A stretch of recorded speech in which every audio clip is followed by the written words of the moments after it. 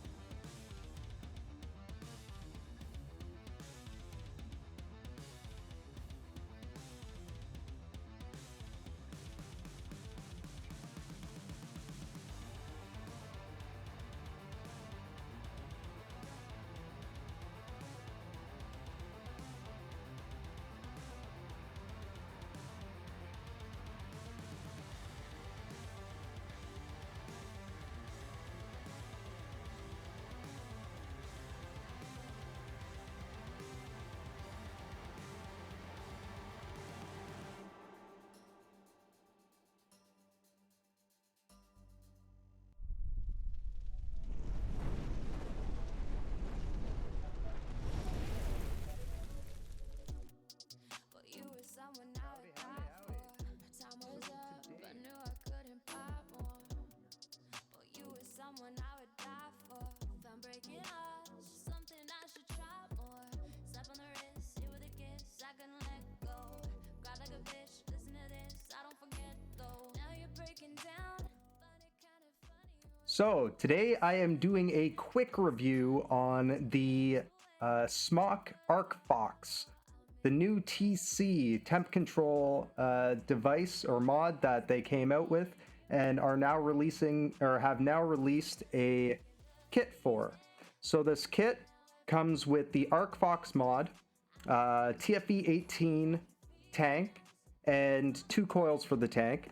Obviously comes with a charger cable as well, USB-C, an extra bulb glass for your tank, which is always great. I hate when they give out tanks without a replacement bulb glass, but it is what it is. So the device here is the ARCFOX. Now it very much resembles the devices that you may have seen me use before, the Geek Vape Aegis and Aegis X. Very similar to it. They pretty much mimicked the leather side with the trim around it. However, on this device, that trim is actually made out of plastic. So it's a little bit less durable. However, the device itself is a little bit more durable in that the entire thing is made out of metal. I believe it's said on here. I can't remember what kind of metal, but I believe it's steel. It's very durable. And they've fixed their issue that they've had with a lot of the other devices, which was the 510 pin connection coming loose, which would cause your tank to spin around in a circle as you're trying to take it off. Some of the devices were able to handle that without the wires coming disconnected. However, some of them, such as the Alien, it would strip the wires right off the 510, and you'd be stuck with the tank on top of your device without being able to use it. So it's nice that they've made this change here. So you can see they put 3 screws in the deck, the 510 deck, which is awesome. And then they've included 4 other screws, which I believe are case takedown screws. And those screws will also allow you to take off the metal plate at the top. Now, this device is coated entirely in rubber, or encased in rubber, to allow it to have a higher drop rating, or drop resistance, shock resistance rating. It's also got a dust-proof or dust resistance and water resistance rating on it as well. It is water resistant. Oh, it doesn't say that on the box either. But it is water resistant. I believe it's IP16 is the rating for it. So this device is temp control. As usual, 5 clicks on. The fire button is the same as what they have on most SMOK devices. I've stripped the paint on the screw a little bit from using it so much. So that is one thing that I don't like. The paint comes off very easily on the screw heads. But aside from that, the fire button is actually a little bit more flush than usual, which is very nice. It gives it a sleek finish, and it fires just by squeezing your hand, which is always nice.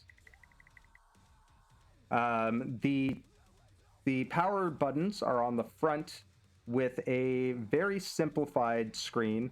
So if you know the Aegis X, which is similar, which is identical in size to this one, has the one entire side has a screen on it, whereas this has more of a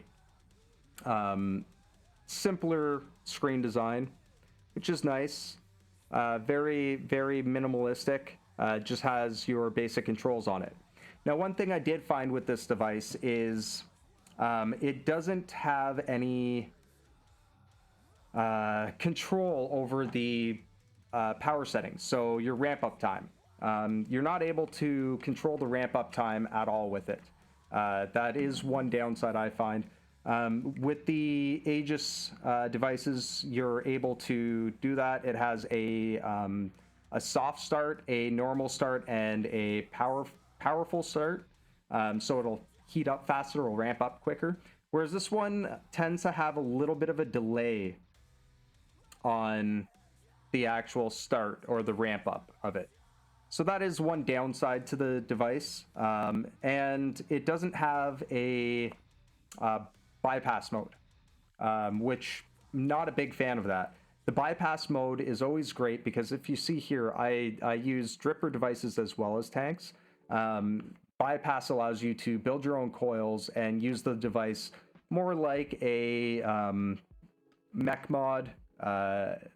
So it's more direct draw, but it does still have these safeties in place so that you can't overhaul on it. Basically making it so it has a cutoff timer on it and a temp timer or a temp control on it. So if you do end up overheating your device, it's not going to explode in your hand. So that's one great thing that I usually find from that I found with the ARCFOX or the Geek Vape Aegis X. It has bypass mode. It has the temp control mode. It has also the ramp up time changes.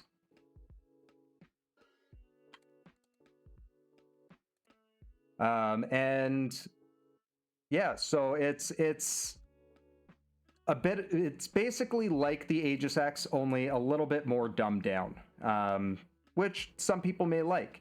It does have temp control, so you are able to use nickel and stainless steel with it, but you are not able to use, it does not have temp control for titanium, as far as I know.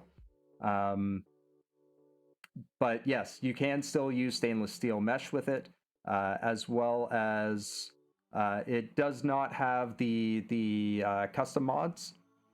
So that is again, because it's downgraded. It's nicer for those that just want a very basic system. It's very good for those that want a basic system and want to get into sub-ohming at a reasonable price, while also getting a full system that works almost identical to an Aegis. So that's one great thing. So the other thing that this box kit comes with is the TFV18 tank. It is a 7.5 milliliter tank with an optional 6.5 milliliter tank. Not exactly sure. I believe it's just the bulb, but this does not come with the 6.5 milliliter bulb. It would be a straight bulb. I believe it uses the same glass as the TFV16. I have this 16, and they seem to be pretty much identical, which is a good change from SMOK, that you have some interchangeable parts now. It has the same proprietary base on it for the connections. So it has the TFV16. So it has the 4-pronged base connection with the flat base for the coils themselves. The kit comes with the single coil, the mesh single coil pre-installed in the tank. It's a 0.33 ohm. And this one that I have in there is the dual mesh coil, which is a 0.5 ohm, or 0.15 ohm, sorry. We'll throw this on the device. One thing I did find that I liked about this tank is it was much easier to change the coils. It's much easier to change the coils on. The threading seats in a lot nicer than what the TFV16 does. I think they've gone through a little bit more quality control with that, because that was a major complaint I had with the TFV16. Sometimes it was next to impossible to get that tank in there, or the coil in the tank. But this one's really nice. The flavor production and vape production on it is unreal. I thought the TFV16 was great, which it is, don't get me wrong, but this one is just next level. They've dropped down the recommended wattage for it from the TFV16 was 125 watt for the best, or 120 watt for the best, whereas the best range for the TFV18 is 100 to 110 watts. So I have it running at about 103 right now with the airflow wide open. They did upgrade the airflow as well. So as you can see here, there are now 3 airflow sockets as opposed to 2. They are a little bit smaller, obviously, but not by that much. They did bring down the profile of the base of it as well. As you can see, the TFV16 is considerably wider. But I do like that they brought down the size of the base. I found that the TFV16 sat too close or overhangs on some devices. So it's nice to have one that fits specifically to a SMOK device. It actually fits exactly over the stainless steel 510 deck. That's really great. Like I said, vape production is unreal. The flavor that it puts out is next level.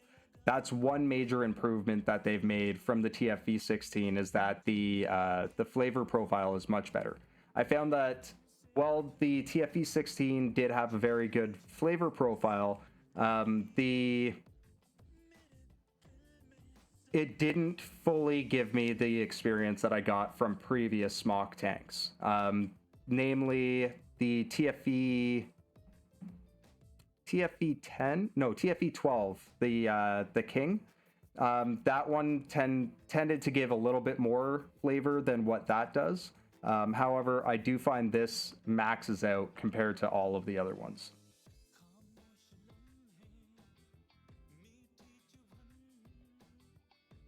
So extreme amount of vapor production. It's like taking a sip out of a juice, like a bottle of juice, the amount of flavor that you get off that, which is just unreal.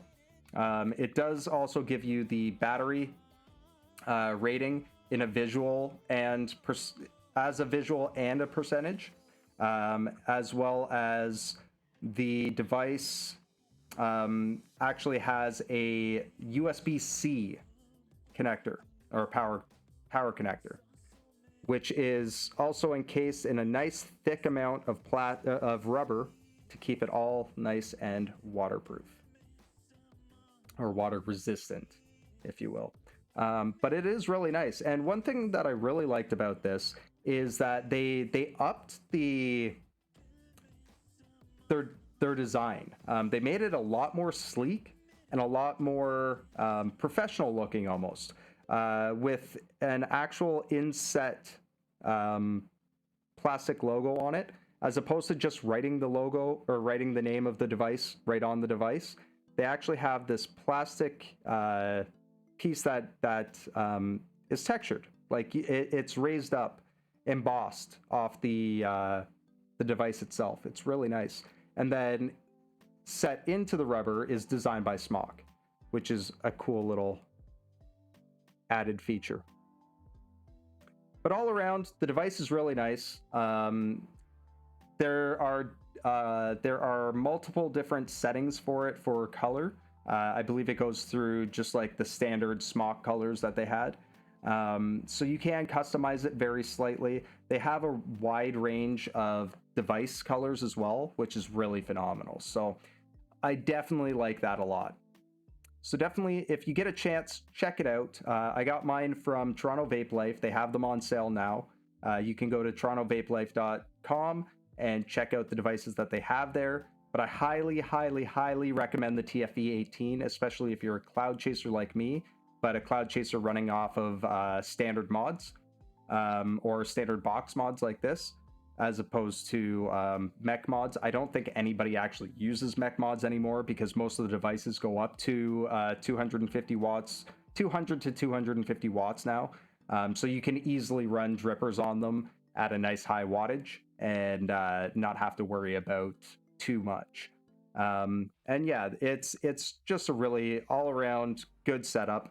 The device, while it is very sleek, this is like your businessman's box mod. Very, very nice. It's not my cup of tea, just because I like having some of the extra features that you would find on like the Geek Vape Aegis X. But it is definitely a really nice device. Very sleek, very comfortable to hold in your hand.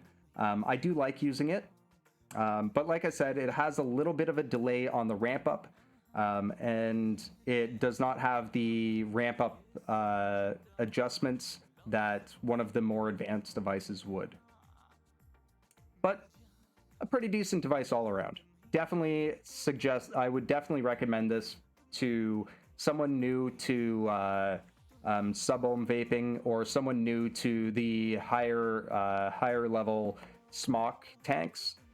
It's definitely great to use. That's it. That's my review. So thank you very much, and have yourselves a great day. As always, bless up. Thank you for tuning into the channel. It's been a slice. I hope you like this device as much as I do, if you get a chance to try it out. If not more. But until next time, bless up.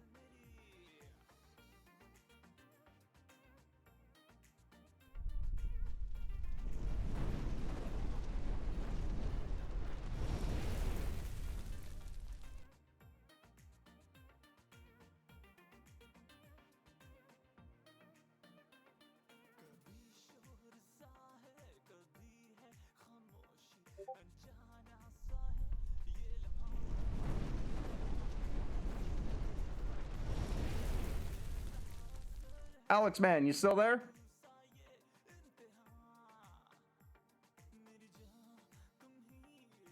Or did you take off because I wasn't talking? Thank you for letting me talk, by the way. I just wanted to get that done. It was a little live review of the device. It's easier for me to record that way because I can go back and I can highlight and just upload that to YouTube. It gives me an easier way to also cut my videos as well. But that's why there wasn't a chat window up.